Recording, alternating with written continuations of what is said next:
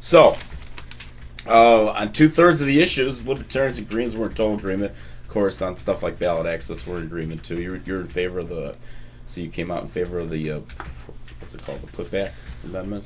Oh yeah, that's one of the things. I was contacted by, I think it was John or George, I forgot. John John Bambanek. Yeah, Bambanek.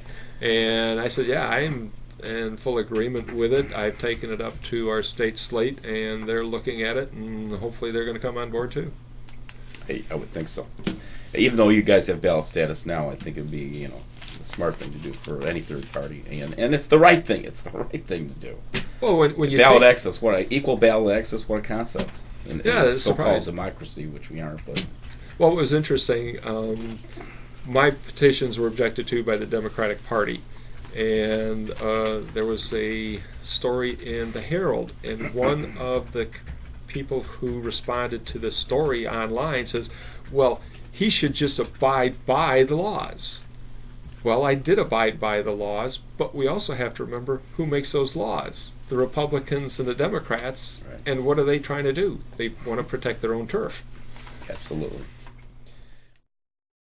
Economics, that's where there's a huge disagreement, and even though I think a lot of the Greens and a lot of Libertarians look at the problems as in the same fashion, the structure of the corporate partnership with government. Although you might not call it a partnership, I don't know. You might just say it's the evil corporations. We just call it a nice way. What is it? Politics make strange bedfellows, and those guys are in bed with each other. So you can call it whatever you want. Yeah, well, you could call it mercantilism or fascism or corporatism. It's all the same thing, and it's a partnership between corporations and government, and government enables the corporations to have the power that they can have, in my opinion. Well, the point I'm getting to is we have all of these Americans that are under or unemployed to the tune of millions, but we're still importing so many foreign workers to compete for the jobs that aren't there.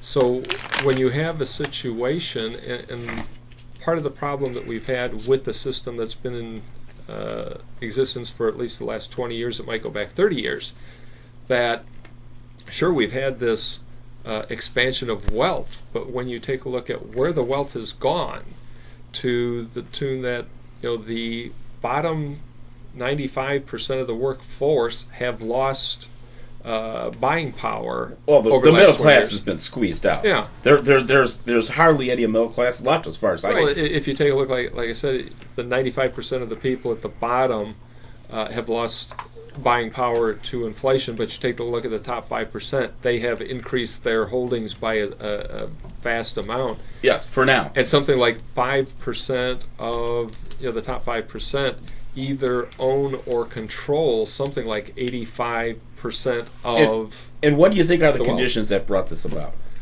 How about deregulation? There we go. Here we go. How's that for you? Well, you could also make the argument that the middle class did not actually come into being until you had the workers uniting into unions, forming unions, and getting better pay, the 40-hour work week. I mean, that's not really true. That is absolutely not true.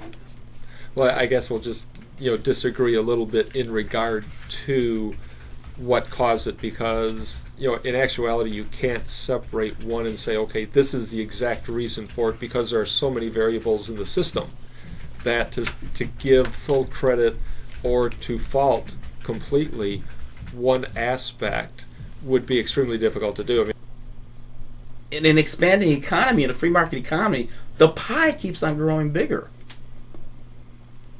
I don't know. Maybe. Well, this is something. Whereas in a free market economy,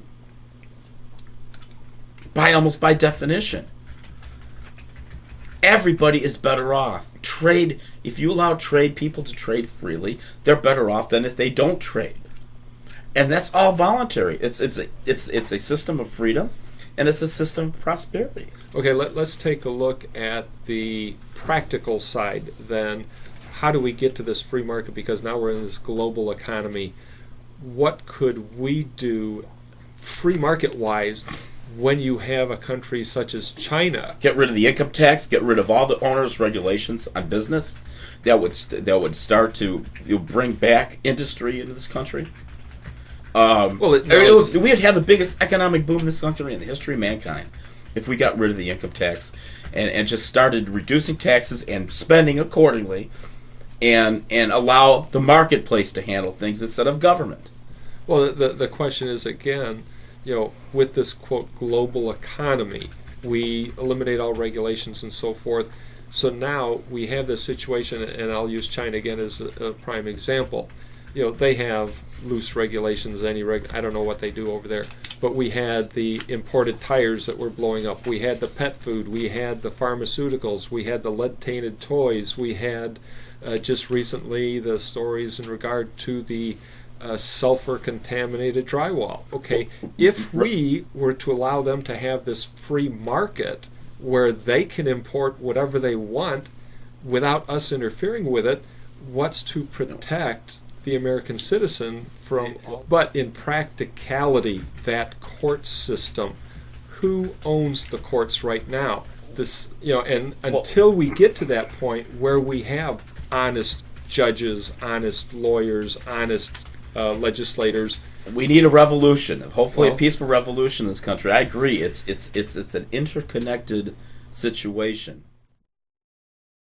All right, we are back. Freedom Rings. We're talking with Dan Kairis, candidate for Congress, Green Party, 14th District, right here. Why don't you give out your information if anybody wants to help out with your campaign? Okay, if anybody's interested, they could get to our my website at rpil.org. If they're interested in the Illinois Green Party, it's ilgp.org.